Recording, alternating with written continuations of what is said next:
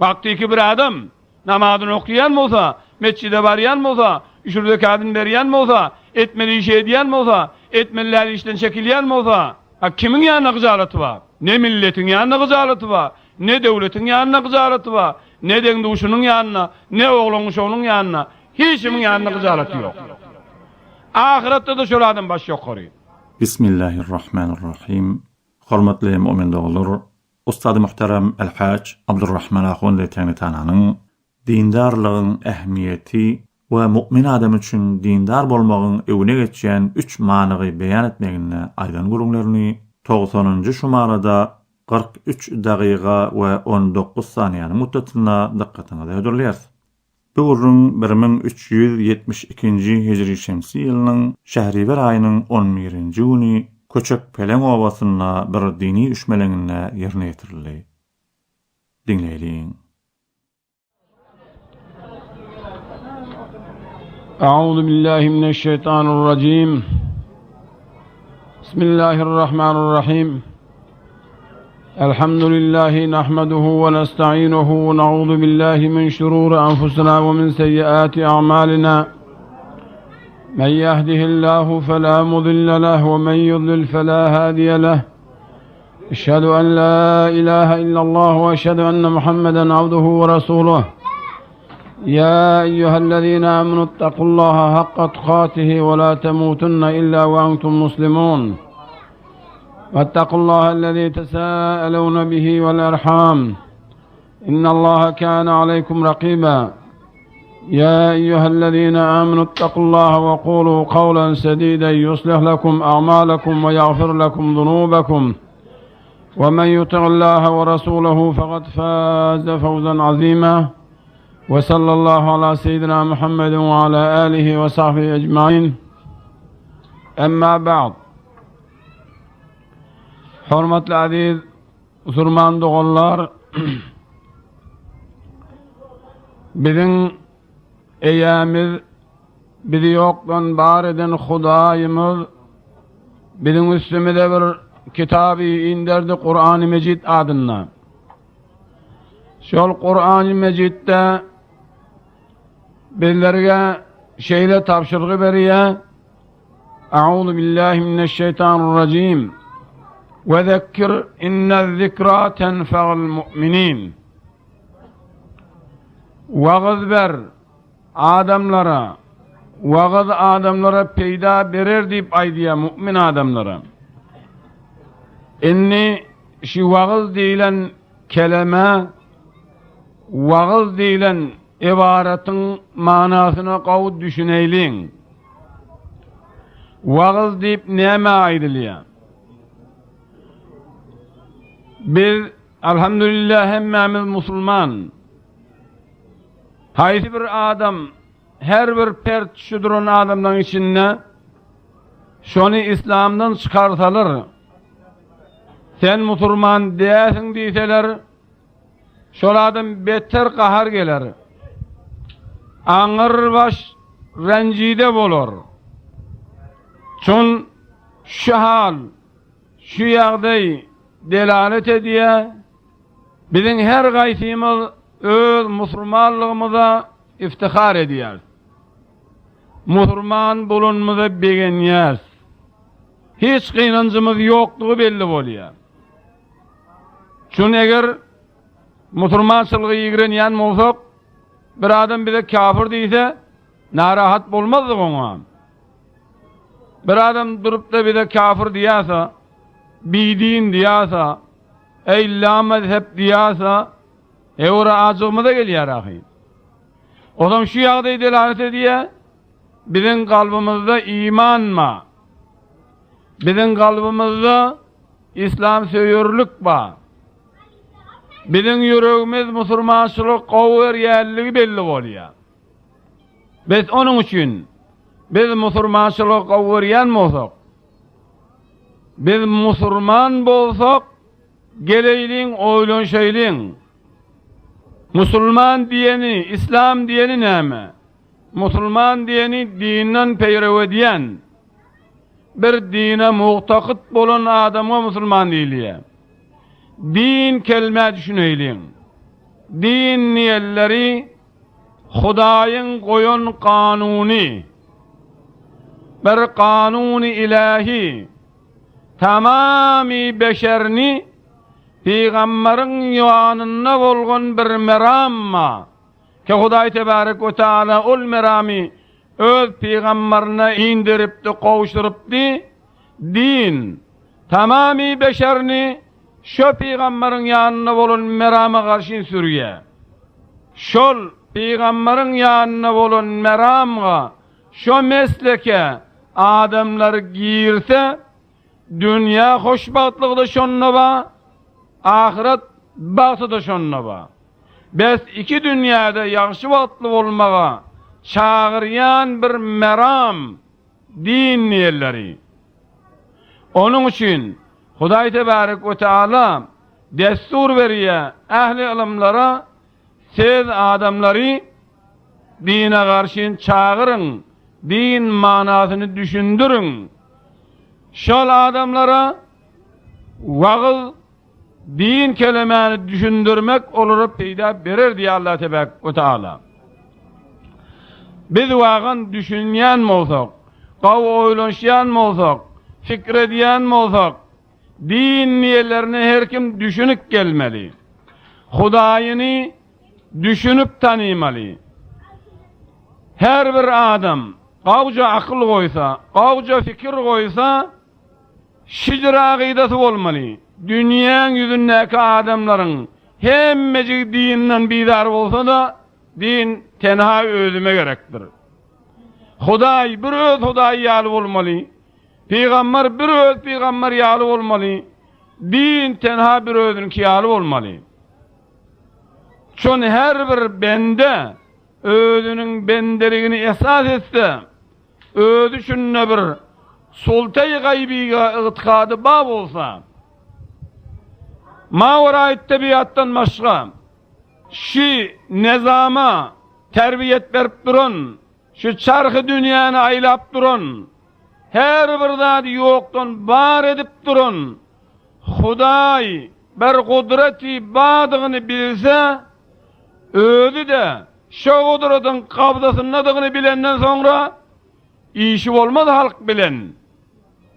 Halk meselen dindar bolly ya bolmady, halk peýgamberi kabul etdi, kabul etmedi bolmaz. Dünýäň ýüzüniň adam hemmet kafir bolup aýlansa da, Hudaý bir öz Hudaýym, din bir öz dinim diýer durur. Hatta Hazreti Nuh aleyhisselam min ýaşap begadiri adamları dine garşy çağırýar. Tebliğ edýär. Onda da milleti ýola düşmeýär.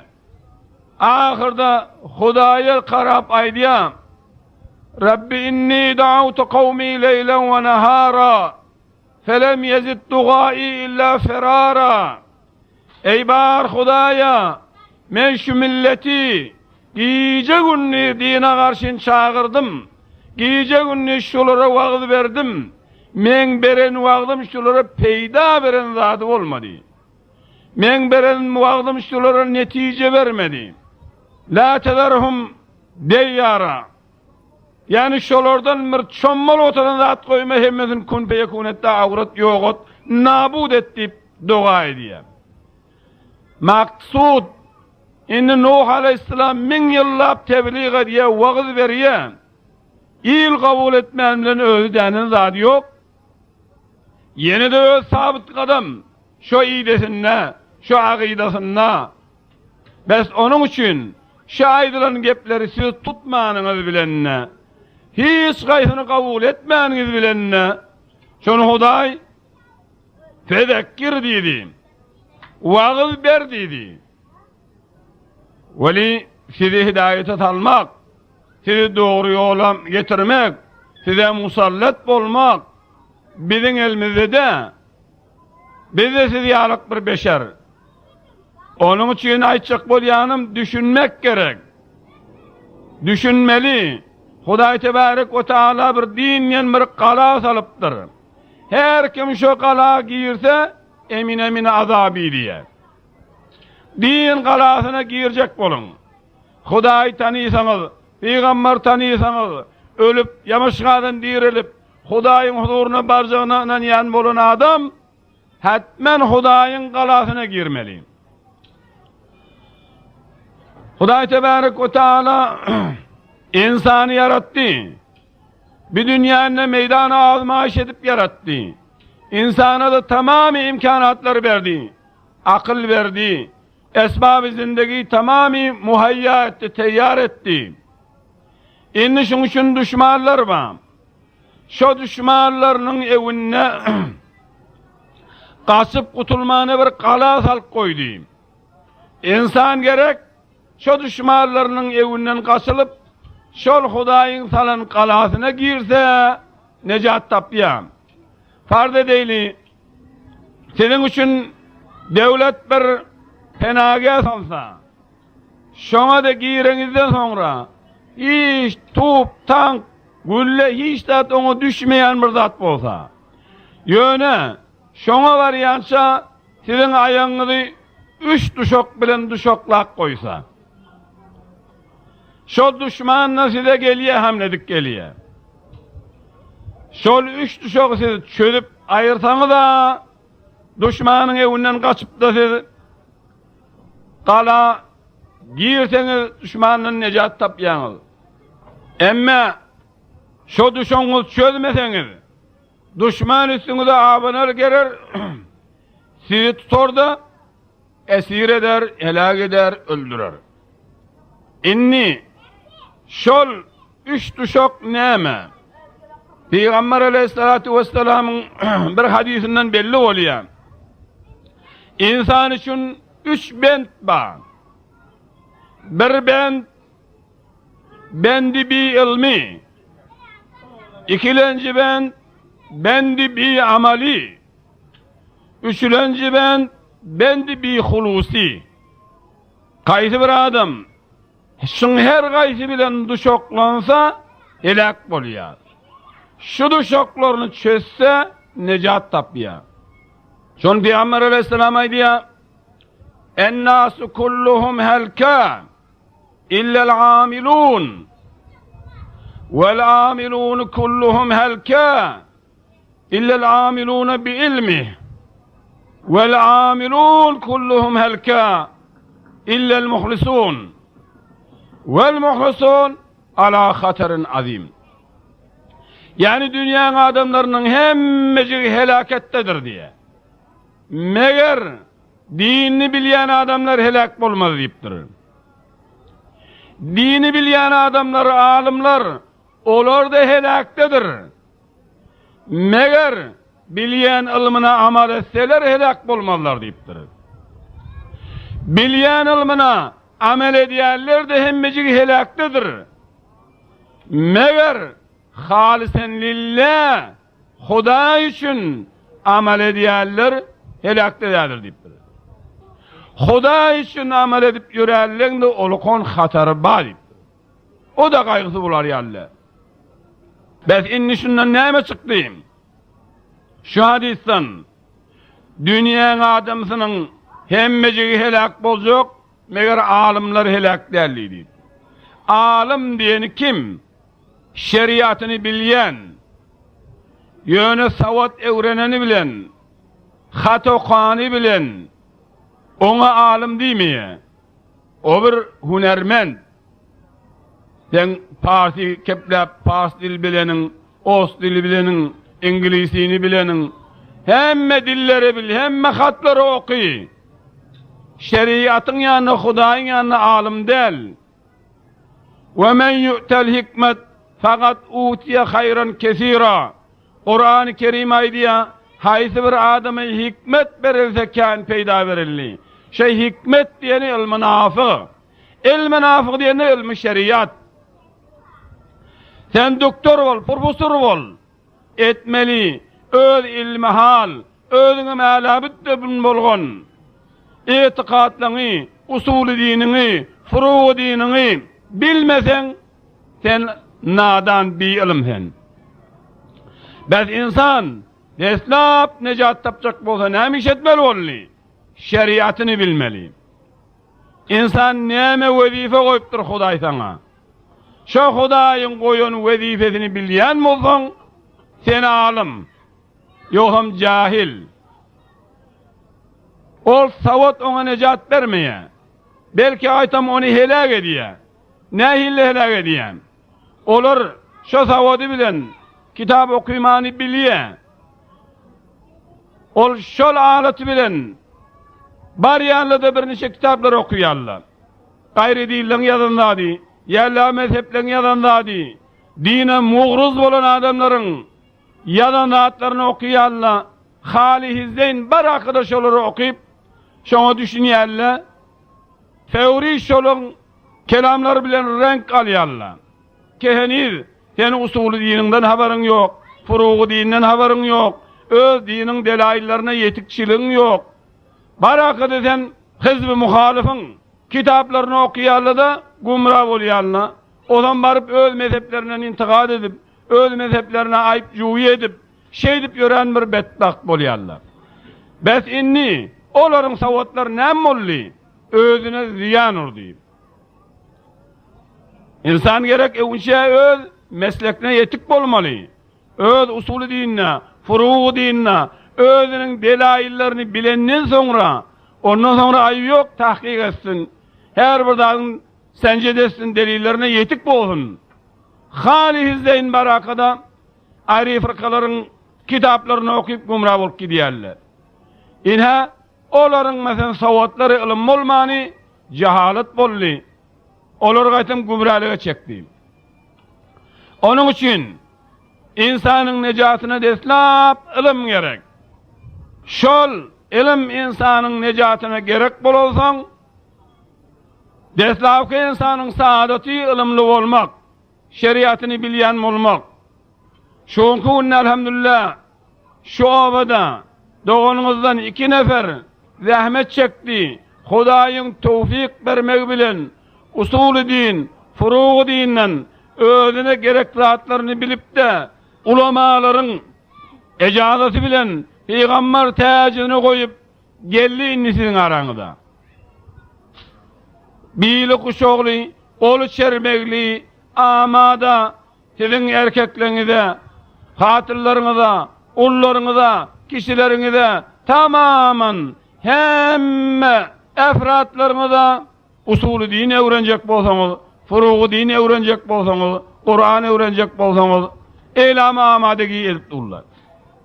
Onun için sizin için bir beyik saadettir ki, şüzere bir doğunuz iyilen güllen ayrılıp, tamami zindegisini taşlap, ömrünün yarısını zahmet çektiler, fakat sizden çürüyor. Sizin oğullarınızdan çürüyor. Size necat vermeden çürüyor. Onun için sizin üstünüzde bilen minneti var. Şun dünyanın izinden gitmediler. Menafi şahsinin izinden gitmediler. Fakat Müslüman doğullarıma hidayet edeyin. Şolara bir necat vereyin deyip ulamalınız şücere bir ömür zahmet çekyerler. Aya sizden aylık kan tamamı, ya kullu kan tamamı, ya size şoңbırdadını tezmin edildi mi? Hiç tadı yok. Billahu fillah Huda için. Onun için öz ağrılarınızdaki ulamalarının kadrini bilin.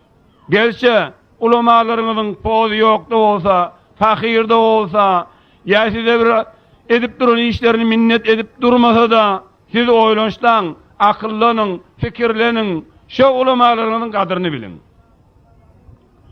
Onu bir naçiz hesap etmeyin. Dininizin kadrini bilyen olsanız, mezhebinizin kadrini bilyen olsanız, şeriatınızın kadrini bilyen olsanız, şu aralarınızda ulamalarınızı ihtiram edin. Yani kaydanım, ulamaya ihtiram etmeyiniz bilenine. Onunla da ulamalar Hudaydan alacak payını alırlar. Öz dinini bilip, öz dinine amil bolurlar. Veli, aslı kâri şeriat öğrenmek size gerek. Olur özüne gerekli hatlarını biliptirler. Onun için ayttım, deslapki insanın necatına ilim gerek, şeriatı bilyen olun. Şeriatı, ya şular ya terki dünya vollan gitten bir havdada yatıp öğrenin. Ya da onu başarmasanız da her bir edecek işinizde gelen ulamalarınızdan sorudan durun. Ziraat ekçekte bolsaňyz soran, halal näme, haramy näme? Ticaret etçekde bolsaňyz soran, halal näme, haramy näme? Her bir iş etçek bolanyňyzda sorap, desturu ulama bilen etseňiz, şeriatyňyz bilen etdiňiz. Siz gelip de bir ulamaga wabeste bolanyňyz bilen, oňa özüňiz bende hazap edip, özüňizde bir kiçilik görmeň. Ulama çykarym eger. Ulama diýip ýörerler bir bolangu. Asly käri onuň aýdýan zady Kur'an, Peýgamberiň hadisi, Hudaýyň desturuna aýdýar ol. Biz onun üçin ulamadan bir zäf tapaňyzda bükülli şeriatyňyzdan bidar bolamaň. Ulama diýip ýörenizde ýanka aýtdym. Siz alim bolmasaňyz üç düşok bilen düşolup duňyz. Ol ulamaýy ki alim bolan bilen ilmini amal etmese, fakat bir düşogyny çözüpdir. Heni iki düşogly oň. Yine düşman gelekede kaburdyp alam bolany.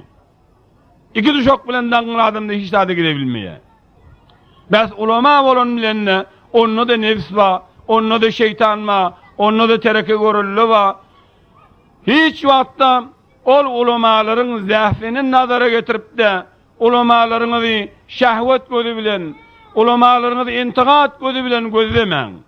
Ulamaları nefsin gözü bilen gözleseňiz, size ulamadan aňarda ýigrinji zat görünmez. Nefs desturu bilen gazawat etseňiz, ulamadan aňarda düşman görmersiňiz. Näme sebepli? Bizim vücudumuzda iki düşman mı? Birini nefs diýerler, birini şeytan diýerler. Nefs düşmanı dahili, şeytan düşmanı harici. Şeytan gelip daşardan vasvas edýär. Nefs gelip de içinden vasvas edýär. Şu iki vasvasa şunun fikirine alınıp da şunun desturu bilen gözleseňiz, nefsin gözü bilen, şeytanın gözü bilen gözleseňiz, ulamanyň aňarda tereki beşeri ýokdur. Näweşden? Ola bir deýilse namaz okuýdy. Namaz okumak nefsin giyin görýänadi. Ola size arada tut diýjek. Ağaç gezmek nefsin giyin görýänadi. Ola size 3 rekat ber, wajibatyňyz çykyň diýe. Nefsinde beter teşne zady maly dünýä. Şondan kemeltdiýsen, onun aňarda düşman görýänadi bolmaz. Bäs ulamalaryňyzy gözleýäňizde, oňa gazawat edeňizde, nefsin üstü bilen, şeytanın üstü bilen gazawat etmeň. Fakat aklyňyň üstü bilen gazawat ediň. Şu bende Huda gitti, zahmet çekti, 12 ýyllap, 15 ýyllap. Şu dünýä tijaretiň ýerinde gezmedi, ziraatyň ýerinde gezmedi, mamulaň ýerinde gezmedi, ya ahwal şahsyň ýerinde gezmedi. Fakat gitti daş ýassanny ömrüniň ýarsyny mäteletdi fakat diýinden şüri. Ne şuna aylyk berýär, ne gulluk berýär, ne şuň üçin bir zadyn tämin edýär, tezmin edýär. Fakat şu gitti öz harjy bilen öz okyp, şundan gelenine gelip de men ýa birlere Mufti Meçani Huda üçin biziň oglanlarymyzy okudup, bize wagys berip, bizi dine garşy dawet edip du diýip aklyňyz gözü bilen gözleseňiz, şu borum gazawat edersiňiz. Nefsin gözü bilen gözleseňiz de ahunyňyzyň aňarda ýigrinji zat ýokdur. Oýlanşykly bolun, fikirli bolun. Biz hemmemiz bir-birimize dogan. Mümin bolanyň hemmesi dogan nipdir. Biz dogan elleri bir-birine hemkar bolmaly, bir-birine hemaheng bolmaly, bir-birine gowy bermeli, bir-birine mehabbet etmeli.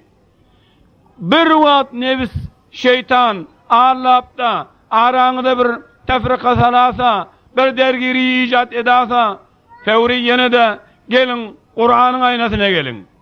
Şeriatyň aýnasyna gelýän gözleň. İnsan öz zahirinde bir nuksan ma bolsa aýna barýa. Aýna baryn wagtynda görýär özüni. Görse sellesi kıyışık, murtu ösüpdir. İha özünün aýbyny barýa da aýnadan özüni islah edýär. Bir insanın da manevi aýnasy şeriat gellen özüňizi Kur'ana deriňek görüň. Şeriata deriňek görüň. Şeriat kanun ilahi. Hudaýyň bize ýindiren zady. O zaman şeriatın aynasında özünüz nädir, nireňiz kıyşık. Şeriata deriňeden görün. Emma bir neçe adamlar, bir neçe işler edýärler, ahun molla yamanlyk edýärsip edýärler. Ya bir deýle ahun mollan gurrun edip, ya şulardan bir zäf tapsalar onu ullanyp, inhalakem olary ýarstyrjak bolup. Bu zatlardan peýda ýokdur kardeşler. Ulamalar sizi düşman tutsa, özüne ziyan edýär. Siz de ulamalar düşman tutsaňyz, özüňe de ziyan edýäňiz. Biz onun üçin ýakynlaşyň. Siz bir kän ulamanyň, bir kän ahun mollanyň kadryny bilmeýäňiz kardeşler. Biz Türkmenistana gidip gördük. Şu taada baran wagtymyzda tamam adamlar gelip giýen ýarny ýatýan çak gelip döwregimi alyp oturýarlar. Gedekmedek sorag berip, ýaşuly men bir soragym ma? Onu aýdýan, o bir aýdýan men bir soragym ma? Bagyrlara bir pişba uftada bir zatlaryň özü ol kondag ýalyk olardy. Şolarda sorap, şunu ulama bolmandyr.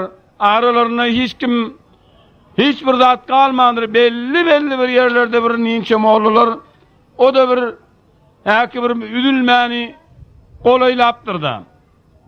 Şu merhele baran milletler bilýärler, baran wagtymyzda ýanyňdan aýrylmany, senden bagadyr zatlar sorap, ýazwalyp gidip. Emma siziň araňyzda oturup 24 saat oturan wagtymyzda bir adam çıkıp, men şicir falan zatda işgalim ma diýip bizden soramaýar. Hiç bir adam gelip de men usuly dinne şu zatda işgale düşýän sorag bermeýär. Ya furugy dinne işgale düşýän sorag bermeýär. Hiç bir zatda sowal bermeýäňiz. Şu sowal bermeýänligiňiz beter bir din bir ähmiýetliginden alamat bolýar. Ojura bolmaň. Dünýäni gowalamak haram değil. Dünyada her kesbetmek haram değil. Ziraat etmeli, ticaret etmeli, muamele etmeli, kazanmalı. Veli şeriatın yolu bilen, dininizi bilin, halal yol bilen kesbedin, ondan sonra kazanı verin. Şeriatın yolu bilen kazanmakta bir hudut yok. Dünya kesbe haram değil. Veli şeriatına da ehmiyet verin. Dininizi bilin. Din niyelleri adaminin hem abrayıdır, hem namusudur, hem dili duyulluğudur. Kaydı bir adam 5 vakit namazını okuyan olsa, 3 rekatını berýän bolsa, mescide barýan bolsa, haram zatlardan, arakdan, zinadan, ogurlukdan, tiryekden, kumardan, şizere işlerden özünü saklayan bolsa, Hudaýyň etdiğin işini edip de kaç diýen işinden kaçýan bolsa, şol adamynyň bagadry, hiyaly rahatdyr, hiçmiň ýanyna zäfi ýokdur. Bagadry ol bir aramışdadyr. Şol adam hem milletiň ýanyna bir muhteremdir, bawakardyr, ba izzetdir. Ol bir adamlar ki şeriaty defeleýän adamlar, namaz okuýmaýarlar, meçide gelmeýärler, 3 rekat bermeýärler, haram ýerler, nuzul ýerler, tiryek çekýärler, ya tiryek satýarlar, ya aýry türlere şeriatdan çykyp iş edýän adamlar, şolar hem öz wujdanyň ýanyna narahatdyr. Hem il arasynda da dili kuwtadyr, sözü gysgadyr, mudam ýaşadyp gedýändir. Hiç wagtda gelip bir muhtaramany mecliste gelip de gaýkaryp oturup bilýänler. Hop şu zat, şu sosluk, şu zäf, özüňiz de ihsas edýärsiňiz şunu. Her bir adam şeriata amyl bolandan soňra wejdanyň ýanyna hyýar rahatdyr. Onuň üçin din ýerler tamaman durmuşyna hikmet. Biz zenanalarymyz namaz okuýsa, zenanalarymız bahijap bolsa, mınna näme gelýär? İffet gelýär. Özüňde hem şu şeýle, kişiň namusyny özüň saklayan bolsaň, oglaň şoňa musallat bolsaň, din bilen bolýan bolsaň, hem iyiliň ýanyna diliň uzyn, hem öz wujdanyň ýanyna rahat, hem de Hudaýyň ýanyna derejeň bilen. Öz hyýalyňda rahatdyr. Şu zat şu diýigi hem adam özünde bardyr. Gaýsy bir adam yelesin bermäni jedel edip öz edip ýüren işlerine tagwiyet berjek bolup gürläp ýürendir. Weli öz ýüreginiň ýanyna bellidir. Yelesin bermejek bolan bilen öz wujdanyň ýanyna narahaty bardyr. Onun üçin din şudur bir zat beşeri iki dünýäde sarfat edýär. İki dünýäde baş ýokary edýär. İki dünýäde diluduýluk berýär. Vakti ki bir adam namazyny okuyan bolsa, mescide baryan bolsa, üçürde kadın beryan bolsa, etmeli iş edýän bolsa, etmeliler işten çekilýän bolsa, kimin ýanyna gyzalaty bar? Ne milletiň ýanyna gyzalaty bar, ne döwletiň ýanyna gyzalaty bar, ne deňde uşunyň ýanyna, ne oglanyň uşunyň ýanyna, hiç kimin ýanyna gyzalaty ýok. Ahiretde de şol adam baş ýokary.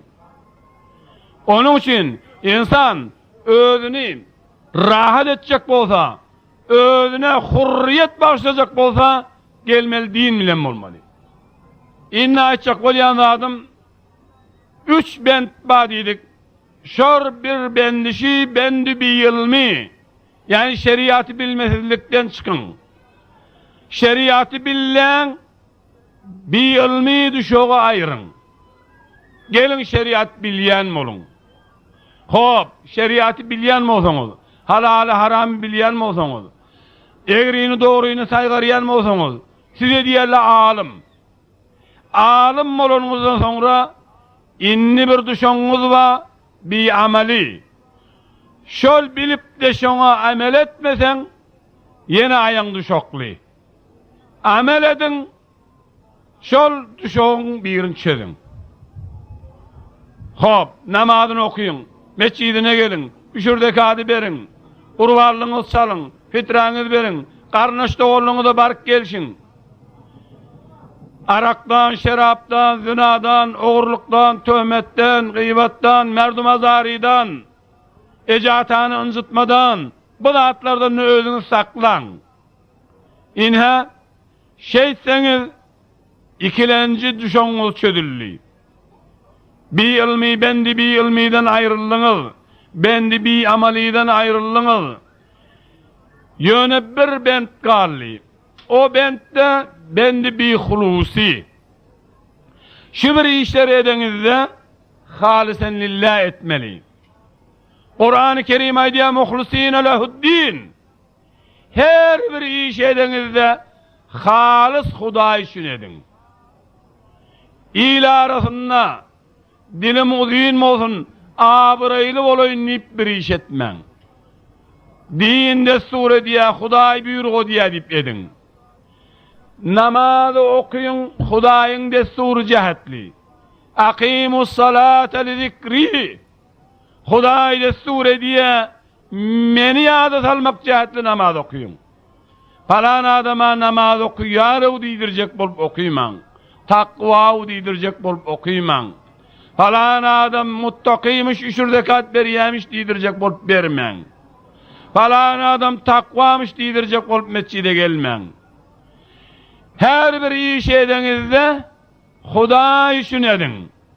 وَمَنْ يَرْجُوا لِقَاءَ رَبِّهِ فَلْيَعْمَلْ عَمَلًا صَالِحًا. Kaýsy bir adam Hudaýy özünden razı etjek bolup Hudaýa sataşjak bolsa, edýän amalyny Hudaý üçün etsin. وَلَا يُشْرِكْ بِعِبَادَةِ رَبِّهِ أَحَدًا. Hudaýyň ibadetyne hiç kimi şerik getirmesin diýip. Eger namaz okuýmasam, il içinde ýigrenji bolar diýip okuýsaň, bes il şirk getirdiň. Eger hayır ihsan edeňizde, şu millet maňa sahy diýsin diýip etseň, onna il şirk getirdiň. Hudaýa. Ol Hudaý üçin edilmeli ilen şületdiň. Ya haca giden wagtynda il hajaga diýsin diýip haja gitseň, ya hem şunu her bir işleri hayrat bolan işler edeňizde şonda bir menafe şahsi nazara alıp, ya bir garazy dünýewi nazara alıp da şo işe enjam berseňiz Hudaý üçin bolmady. Maňa diýerler bendi bir hulusi. Odalana şeriatı bilmek gerek, bilmek kıyın iş. Billim işim tamam oldum kadimellel. Şöl bilenine amel etmek gerek. Amel ettim işim tamam olmalım kadimellel. Amel eden de Huda için amel etmek gerek. Muhlis gerek. Vel muhlisun ala hatarın azim. Muhlislarda ulukon hatarda diptir. Onun için hiçbir zatta kaygısız bulur yalıktadır. Her kim ağlamalı öz gününe ağlamalı. Ya ümmete Muhammedin lev ta'lemûne mâ a'lemû lebekeytum kethîren ve ledahiktum kalîlâ. Ey Muhammed Aleyhisselam'ın ümmeti, siz men bilýän mi bilsediniz, kän ağlardınız, azıcık gülürdünüz deyipdir. Men bilýän siz ahirde näjere ýagdaýa sataşjak. Men bilýän siz kabırda näjere ýagdaýa sataşjak. Men bilýän Arasat meýdanyny näjere ýagdaýa sataşjak. Men bilýän Sırat meýdanyny näjere ýagdaýa sataşjak. Bes Peygamber Aleyhisselam tamamy aýandalary görenseň, müşahede edenseň, bizim günmide de öde ağlak geçipdir. Va ummata deyip Peygamber Aleyhisselam dünya gelenine de va ummata deyip ağlak gelipdir. Gelip yören wagtynda da va ummata deyip ağlak geçipdir. Öljek bolan wagtynda da doda kıymylla ýamış. Sahabalar barıp ulağını doğduğunu koyan wagtynda va ummata deyip diýämiş. Hatta Peygamber Aleyhisselam'ın wagtyndaky vahşi, cahil, nadallar Peygamberi düşman tutup daşlaptırlar Taif diyen kavmda. Şonu Peygamber Aleyhisselam kaçıp o da tentek oğullarına daş verip daşladarlarına Peygamber Aleyhisselam'ın mübarek baldırlarına, yuluklarına şol daşları degip hamları serpilip sünkleri görünüptir. Peygamber Aleyhisselam sengsirep yıkılarmış. Yine de huşa gelinne kalıp kaçanına yine de uğrap daşlarlarmış. Şonda da Hazreti Cibril gelip aydıptır. Ey Muhammed sen dua et. Tamam 7 kat asmanı bulun üstünden indirip kun fe yekun edip balara avra deyinyen vaktında Peygamber Aleyhissalatu vesselam Allahümme gfir li kavmi fe innehum la ya'lemun. Ey bar Hudaya menin bu kavme özün rahmet. Bular nadan düşünmeyen adamlardır. Sen bulara göre bolma diptir Peygamber. Görün Peygamberin utufetini, mehribançılığını, dilsuğulluğunu. Ey aziz ulamalar, ahun mollalar, bir ilata göre bolman. Bir ilatlar düşünmeye deyip de siz bulara adavet tutman. Bular her ne kadar kaçtalarda siz buları kovun. Bular sizden nefret etse de siz nefret etmen. Bulara dilsuğu edin, mehriban olun. Buları çağırın, gayvanı da bular için dua edin. Men ulama cemaattan haişte diyen şu muğiyette öyde yatmalı vakti değil. Tamamen tebliğat bilen olmalı, talimat bilen olmalı, Müslüman doğullarını hidayete çağırmalı. Çon bizim ilatımızda bir meslik ba, bizim ilatımızda bir bolçuluk ba, şol bolçuluk, şol refa, şol asayiş, ilatın göllerini kör edip, uloklarını ker edip, hikmetten, eşitmekten, ulamalara Allah'a vaat vermekten kayra oturduptur. Belki ilat bir değil ulamasının izinden. Her ova var öz ulamasını yamallamak, öz ahununu tevhin etmek. Hop demeyen ahun molla olanın hemmecigi pakide periştedir deyip aylamak.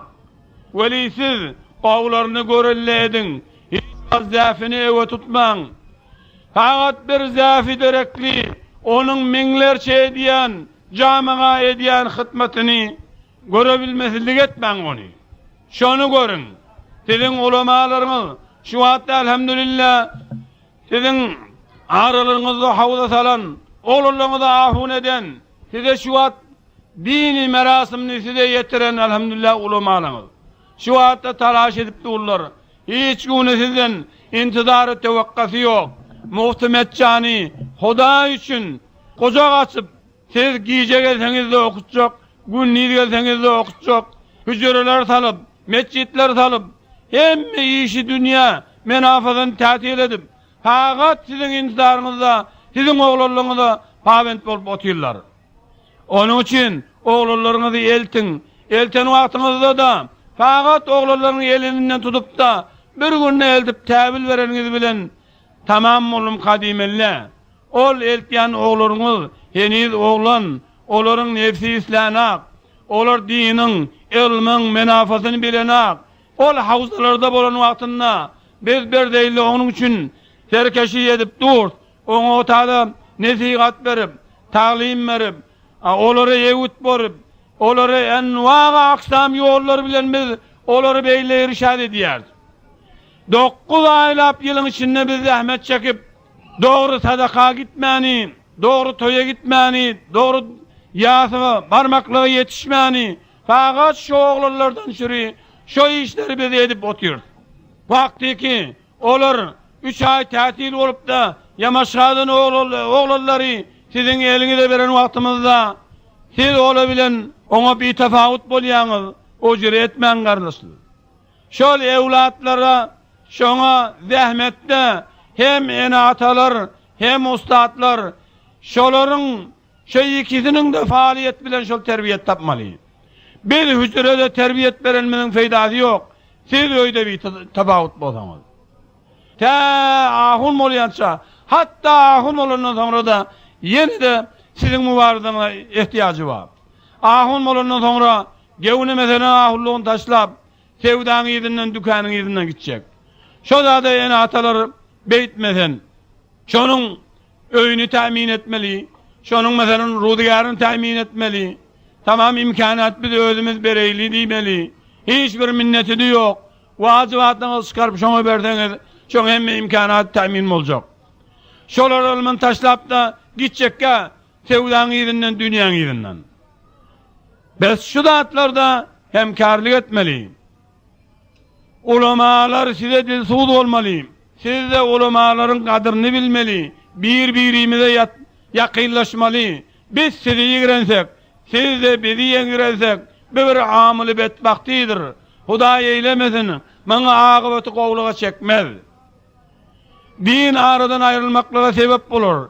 Din aradan ayrılandan sonra ne bizde dünya kalır, ne bizde avrey kalır, ne bizde haysiyet kalır, ne şeref kalır. Keşferhay Urufa'dan din ayrılıptır. Din ayrılandan sonra neme şeref var orada, neme insaniyet var. Erkekleri it bilen hembester olup, hatırlarda köpekler bilen hembester olup gezip böyle. Şola adamlarda şeref var mı, izzet var mı, bir ihtiramı insani var mı? Hiç zat yok. Bir de şolar yağlık bir namus elden giden, haysiyet elden giden, şerefe elden veren millet bulur dinin ağlaştık. Onun için gayret edin aziz cemaatler, Huday Tebarek ve Teala hemmemize tevfik-i hidayet verip, hemmemizden bendi bi ilmini, bendi bi amalini, bendi bi hulusini ayırıp da hemmemizi muhlisine lehuddin olan efratlardan aylandırsın. Allahümme ecel tevfik rafikana ve sıratel mustakimda. Allahümme evsilna ila maqasina. Merahmetüke ya Rahman Rahim.